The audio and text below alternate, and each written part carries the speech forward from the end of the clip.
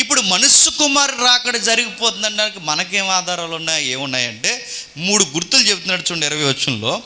నోవహు ఓడలోనికి వెళ్ళిన దినము వరకు జనులు తినుచు త్రాగుచు పెండ్లాడచ్చు. 3 పాయింట్లు లింక్ ఇచ్చాడు చూసారా. జనాలు యేసుప్రభు వచ్చేస్తున్నాడు అనడానికి ఈ సొసైటీలో కనబడే మొట్టమొదటి గుర్తు ఏంటట? జనాలు బాగా తింటారట.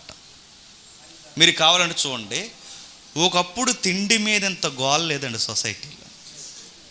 మీరు అబ్జర్వ్ చేయండి. కావాలి ఈరోజు తిండి గోల.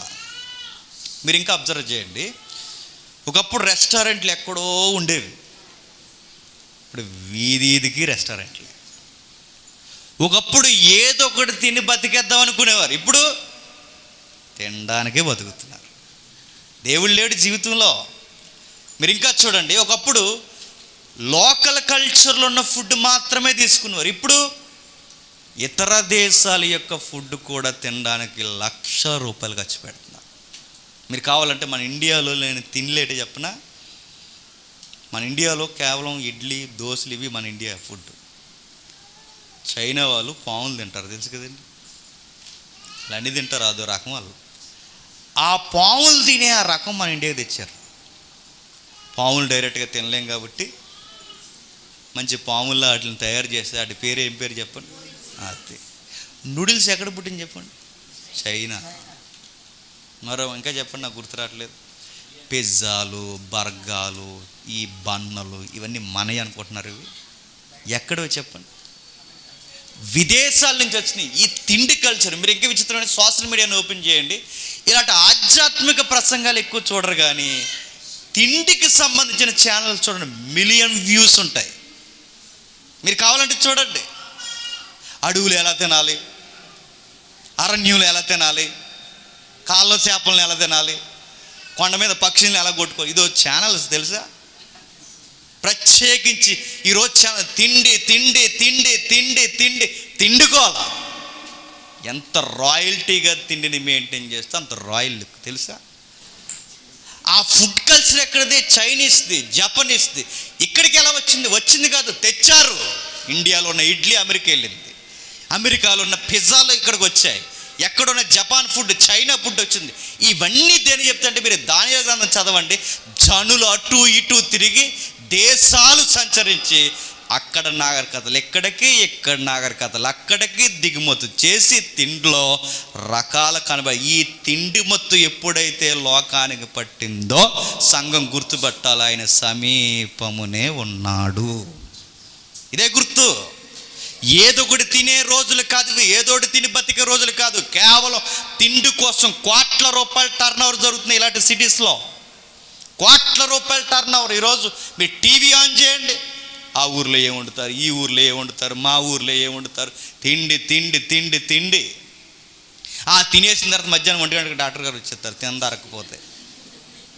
న్యూస్ మీడియాలో తిండి, మళ్ళీ అది అరిగిపోయిన తర్వాత ఆ ట్యాబ్లెట్ వేసుకుని మళ్ళీ తినన్నాడు. తిండికోవాల తిండికోవాల. మరో మాట చెప్పిన, మన ఈదులో ఉన్న కుర్రగాలి యాటిట్యూడ్ చూడండి. తిండి. ఆడు పుట్టాడట, ఆడు పుట్టినది గట ఆ రోజు నిద్రోడట, ఆడు నిద్రపోలేదు కనుక ఇంకెవరిని నిద్రనేవాడట. ఏం చేస్తారు ఆ ఈదులో? బైకులు వేసి జీరో కట్లు కొట్టి అవి కొట్టి ఇవి కొట్టి ఆ సైలెన్సర్లు పీకి హడావుడి చేసి సెంటర్లో ఒక కేక్ పెట్టి 4 జాదుగాళ్ళందరూ ఒకటయ్యి ఆ కేక్ కట్ చేస్తారు.